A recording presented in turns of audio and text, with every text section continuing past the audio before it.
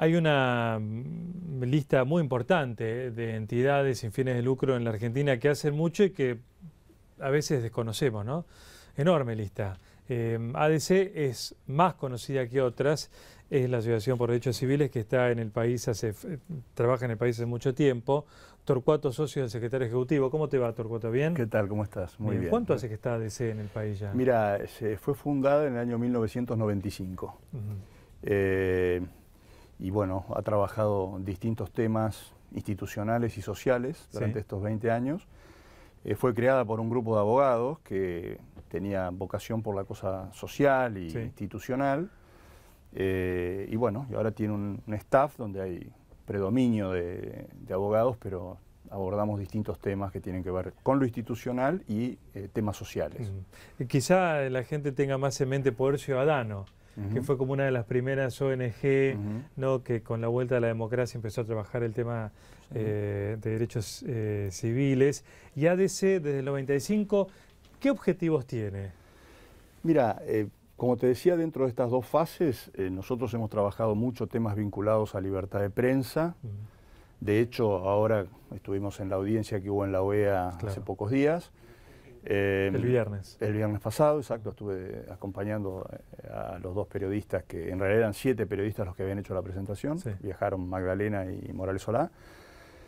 Se ha trabajado, o sea, lo que nosotros llamamos litigio estratégico, es decir, situaciones en las cuales vemos que hay una violación de un derecho civil o de un derecho humano, en términos generales, y entonces nosotros hacemos un litigio en defensa para revertir ese incumplimiento que está haciendo el Estado o la sociedad en general.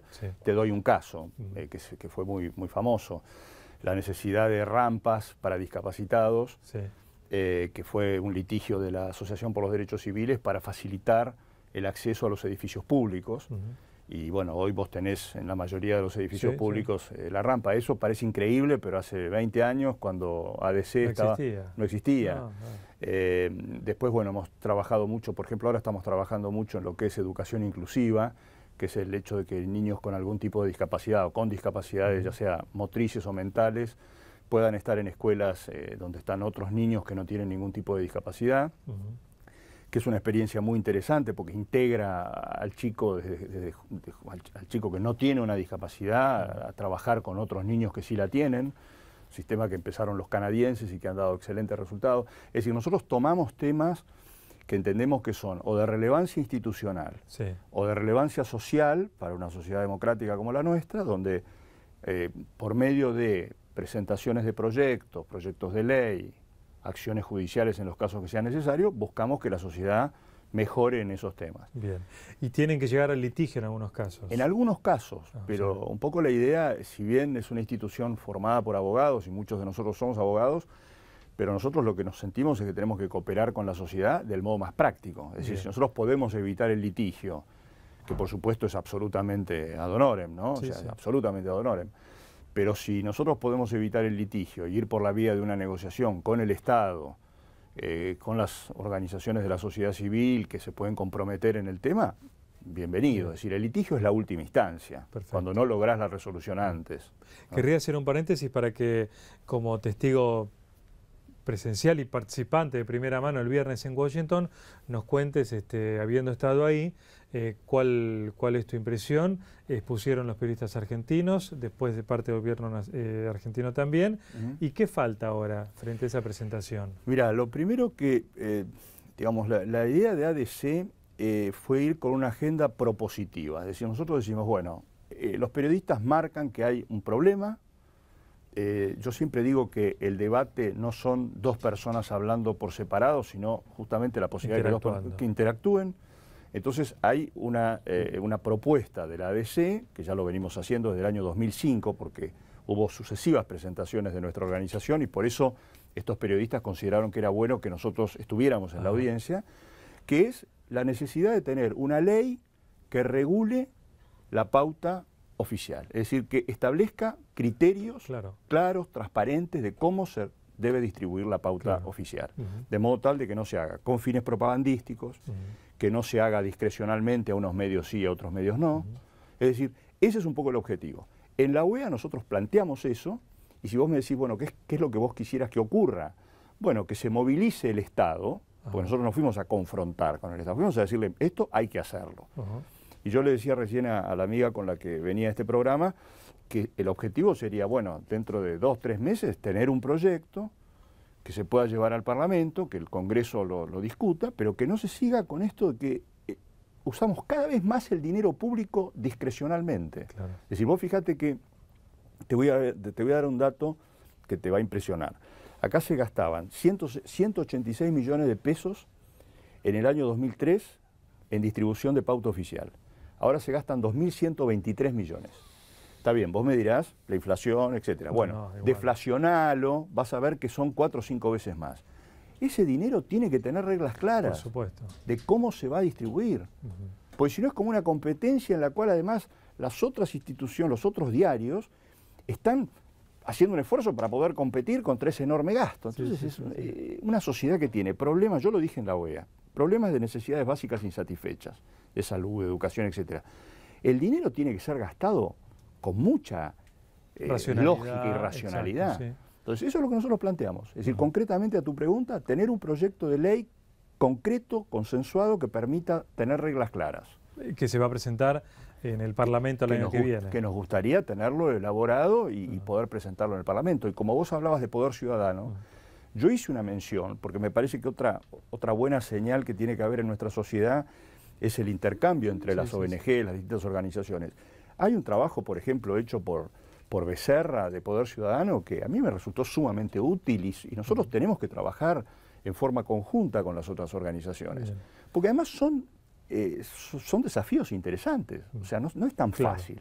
Ahora, esta exposición, ¿cómo sigue entonces? Para redondear ese trabajo, ¿la OEA tiene que ahora dar una especie de dictamen? La OEA en realidad... ¿Qué va a decir? La OEA en realidad nos pide ahora que tanto el Estado, como en este caso yo di alguna información que no se pudo entregar ahí porque la audiencia tiene 20 minutos y se acaba a los 20 minutos, entonces nos dan ahora unos días, 15 días para presentar información complementaria y después ellos pueden o hacer una recomendación o, bueno, dejar el tema larvado esperando a ver en definitiva qué avances hay. Es decir, esto no implica una inmediata decisión de la Comisión Interamericana. Es un antecedente a nivel continental. Exactamente. Que queda documentado en la OEA. Y además hay un comité, hay una relatoría de libertad de expresión que está en este momento presidida por Carolina Botero, que es una muchacha colombiana, que esa relatoría hace informes anuales.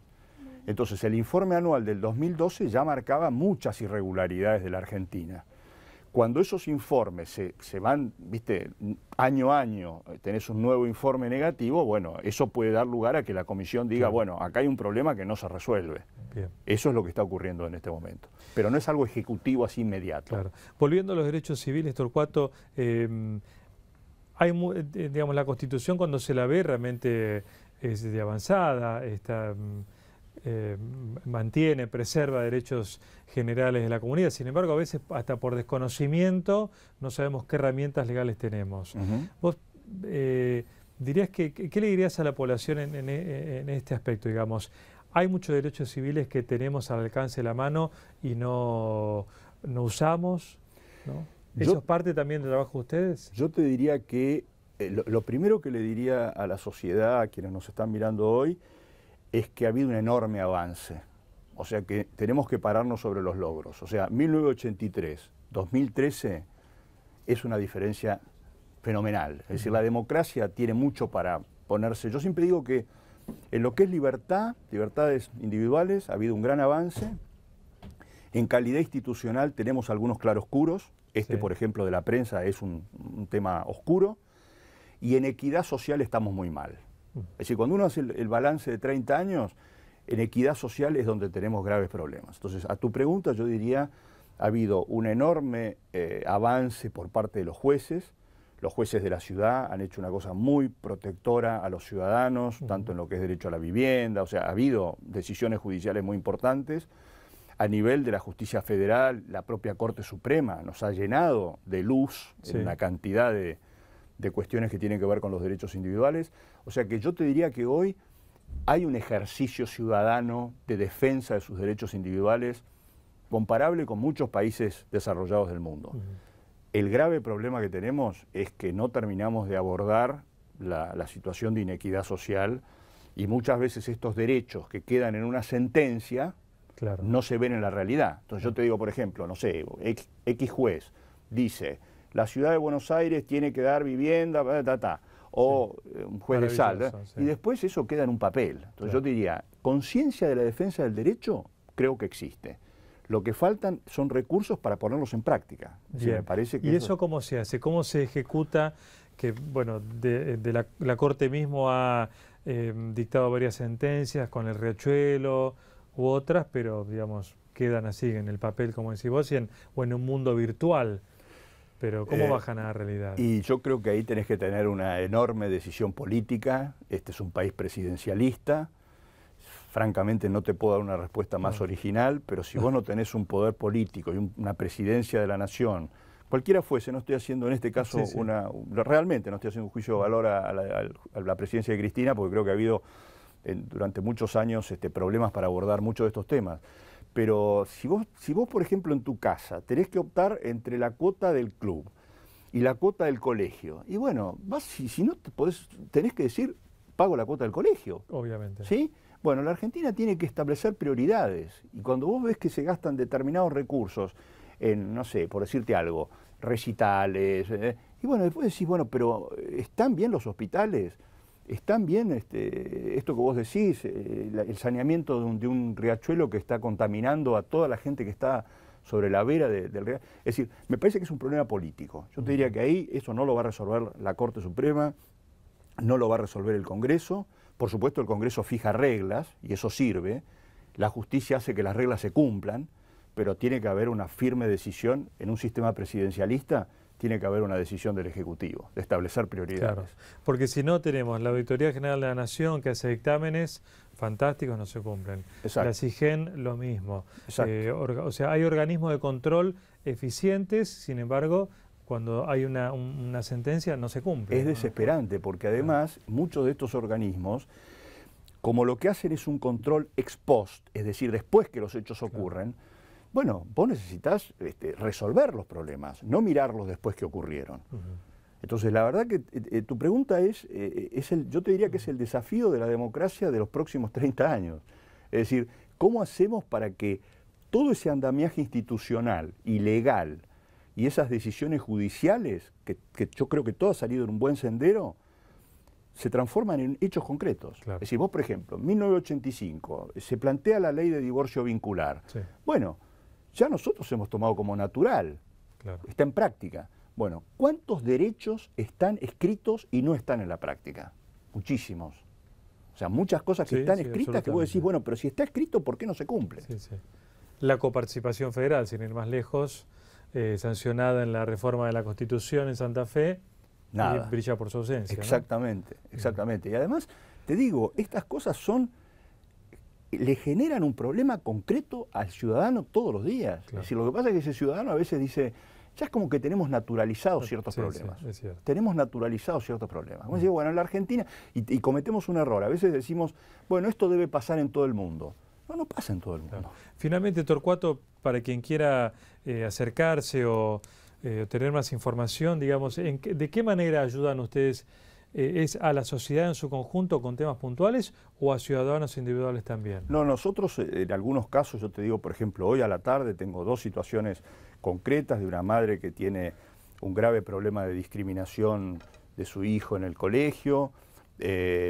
Tengo otro caso de una madre que tiene un problema de abuso de sus niños. Es decir, nosotros evaluamos nuestras posibilidades porque es un cuerpo de abogados no demasiado extenso, somos 14, 15 personas, pero sí, tenemos litigio estratégico y también tomamos ciertos casos cuando nos parece que son imprescindibles de ser tomados, o cooperamos, derivando, o sea, no nos desentendemos de los problemas. ¿Y cuál es el mecanismo, digamos? ¿Se acercan a nuestra organización? Es decir, nosotros tenemos una página, tenemos una serie de, digamos, por supuesto ahora yo les dejo la dirección. Nosotros estamos en la calle Córdoba 795, en una oficina muy sencilla en el 8º piso, y muchas veces nos llegan los reclamos por vía de otras ONG, es otra de las formas, pero lo que sí, administramos bien nuestras posibilidades, porque no queremos de repente generar una expectativa si es un tema que nosotros no vamos a estar en condiciones de tomar,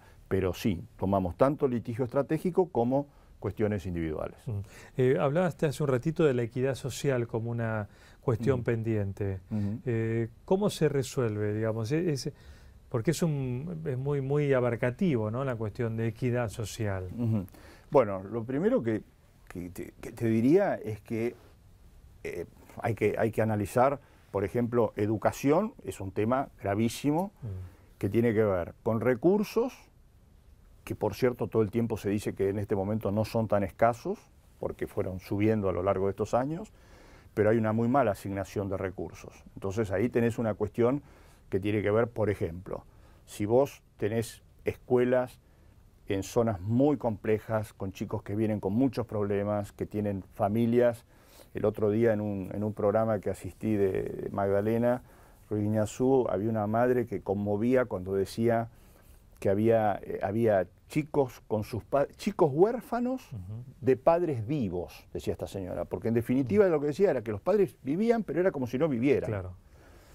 Entonces, lo que tenés que hacer es un mecanismo por el cual esas escuelas estén muy apoyadas, con los mejores docentes, con los mejores recursos, como hicieron en Medellín, que en todas las zonas más necesitadas pusieron la mayor cantidad de recursos, los mejores lugares de deportes, o sea, cambiás la lógica. Vos, por ejemplo, yo tengo una pequeña fundación que da apoyo escolar en Doc Sud, y nosotros no tenemos, por ejemplo, parques cerca, no tenemos patios, no tenemos, o sea, todo es muy sórdido para esos pobres niños. Por eso están, viste, sentaditos en los bordes de los cordones de la calle. En cualquier momento los toma cualquier narcotraficante para usarlos, para llevar una bolsita de cocaína. Claro. Entonces me parece que hay como un abordaje en el tema educación. Por ejemplo, la provincia de Buenos Aires tiene una ley que establece que tiene que haber doble escolaridad. Bueno, pongan los recursos necesarios para que eso realmente ocurra, porque eso cambiaría mucho la lógica de esos niños, es decir, estar todo el día en la escuela, porque eso los saca de ese submundo del que desafortunadamente están. Y después, bueno, obviamente un uso racional de los recursos públicos, es decir, lo que yo te decía antes, educación, salud, son temas muy complejos que no nos daría este programa, pero sí yo te digo que cuando uno mira un poco, yo he estado en la función pública, uno lo que siente es que la asignación de recursos es muy irracional. Es decir, un país que tiene estas necesidades debiera volcar recursos en educación, por ejemplo, muchísimos, aún más te diría, porque no es solamente los sueldos de los docentes, es la infraestructura escolar. Los maestros en muchos casos se transforman, la gente los critica, pero se transforman en asistentes sociales, porque los chicos llegan con muchos problemas. ¿Y dentro de la asociación trabajan cuestiones de corrupción? Mirá, nosotros no hemos trabajado puntualmente en estos años, o sea, son temas que sin duda nos parece que hay que abordarlos, o sea, nosotros no tenemos una agenda, ¿cómo te podría decir?, una agenda temática cerrada. Nosotros, por ejemplo, ahora a fin de año, antes del 31 de diciembre, preparamos un plan estratégico que después se lo vamos a someter a la Junta Directiva, y la idea es que sobre esa base empezamos a trabajar los nuevos temas. Sin duda que el tema de corrupción es un tema de nuestra agenda, sin duda. O sea, no lo hemos hecho, pero nos parece sumamente importante. Nos hemos focalizado mucho en los 4 o 5 temas que te mencioné antes, pero... Me vino a la cabeza de escucharte cuando de los derechos civiles que Martin Luther King, ¿no?, luchó con tanta devoción en los años 60, ¿no? Se han logrado muchos avances, pero también falta con superestructuras estatales que a veces al individuo se ponen por encima del individuo, cuando en realidad deberían abrazar al individuo, no que un Estado inicie una acción penal contra un individuo. O sea, sí, cuando cabe el caso, ¿no? Pero digo, el Estado está para proteger al individuo. A veces termina un Estado sometiendo individuos, ¿no? Sí, sí. Yo de todas formas reitero mucho en oportunidades como la que vos me das hoy, de que uno de los elementos para que una sociedad mejore es mirar hacia adelante, pero también mirar hacia atrás lo que hizo bien, porque eso te da como un impulso. Claro, claro. Entonces, cuando uno piensa que la Argentina en el año 85 no tenía el divorcio vincular, que hoy la Corte Suprema publica sus